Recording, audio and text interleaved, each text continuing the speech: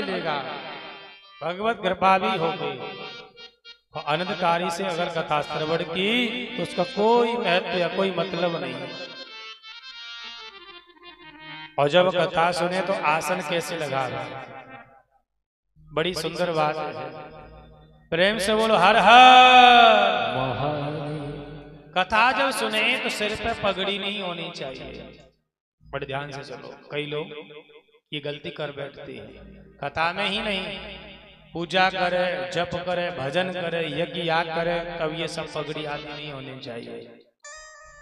सिर पे पगड़ी बांध करके और जो भक्त कथा श्रवण करते हैं ना, उनकी दारादि संपदा नष्ट हो जाती है, संपत्ति, उनके परिवार में उनके पुत्र कुल के दूषक हो जाते हैं। तो कभी भी सिर पे पगड़ी बांध करके और महाराज भगवान की कथा नहीं सुननी चाहिए। तांबूल भज ये तो ये श्रवंती माम कथा नरा। कई लोग कथाओं में तंबाकू खाते हैं, बीड़ी सिगरेट पीते हैं, पान मसाला खाते हैं, पान खाते हैं। तांबूल को खाते हुए जो कथा सुनते हैं उन्हें नरक में जाना पड़ता है। इसीलिए कभी भी कथा में आओ तो पवित्रता के संग आना चाहिए। जल से पवित्रता शुद्धता के साथ आसन लगा के बैठ के कथा सुनो। और कभी भी शिव महापुराण की कथा कहती है ऊंचे आसन पर बैठ के कथा नहीं सुननी चाहिए।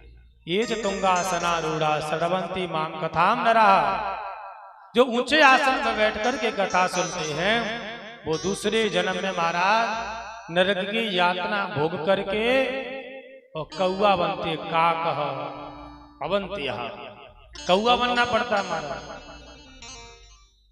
इसीलिए कभी भी ऊंचे आसन पर बैठ कर के कथा को श्रवण नहीं करना चाहिए। वक्ता को प्रणाम किए बिना, वेद व्यास जी लिखते हैं कि वक्ता को प्रणाम किए बिना जो कथा श्रवण करते हैं, भगवान को प्रणाम किए बिना जो कथा को श्रवण करते, असम्म परम वक्तारम कथा श्रवंती ये नरा। जो भगवान को नमन किए बिना कथा सुनने लगते हैं वो दूसरे जन्म में अर्जुन के वृक्ष बनते हैं।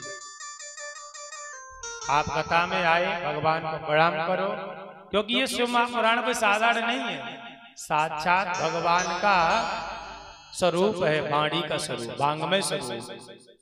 शिव जी विराजमान है, भगवान की वाणी है। वेद और पुराण है ना, ये परमात्मा की वाणी है। ब्रह्मा जी की श्वास में वेद बसते, जब सांस लेते हैं तो वेद मंत्र निकलते हैं। और वेद स्वरूप भगवान को प्रणाम करना चाहिए ना। जो लोग कथा में कुछ लोग पैर फैला लेते हैं, लेट जाते हैं, ऐसे जो कथा सुनते हैं वो दूसरे जन्म में अजगर बनते हैं। पैर फैला के कथा नहीं सुननी चाहिए, ये नियम बताए जा रहे हैं। आसन लगा के कथा सुनो, और नहीं तो अजगर बनना पड़ेगा। हमारा विशाल का है, जंगल में पड़ा है और देखते ही लोग डर जाए। ऐसे कथा नहीं सुननी चाहिए। जो लोग व्यासपीठ के बराबर आसन लगा करके कथा सुनते हैं उनको भी नरक में जाना पड़ता है महाराज। व्यासपीठ पर जो व्यासपीठ जो होती है वो वेद व्यास भगवान की आसन की पीठ है, व्यासासन है। इससे ऊंचा आसन नहीं या बराबर आसन नहीं होता। अगर वो ऐसे कोई सुनता है तो उसे दूसरे जन्म में नरक में जाना पड़ता है।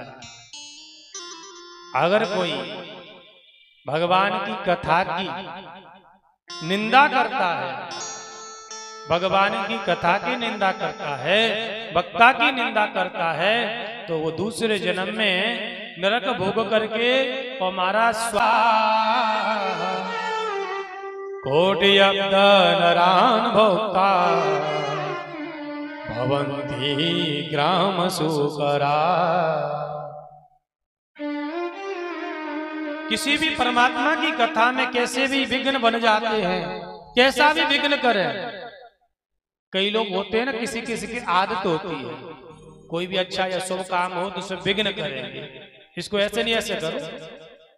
अरे जो करने वाला है वो स्वयं अपनी मर्जी से अपने भावान्वित होकर कर रहा है, उसे विघ्न नहीं करना चाहिए। कैसा भी विघ्न करता है उसके लिए वेद व्यास जी ने लिखा, कोटि अब्द नरकान भुक्त्वा। मारे कितने समय तक नरक में रहता है कि करोड़ों वर्ष तक नरक में रहेगा।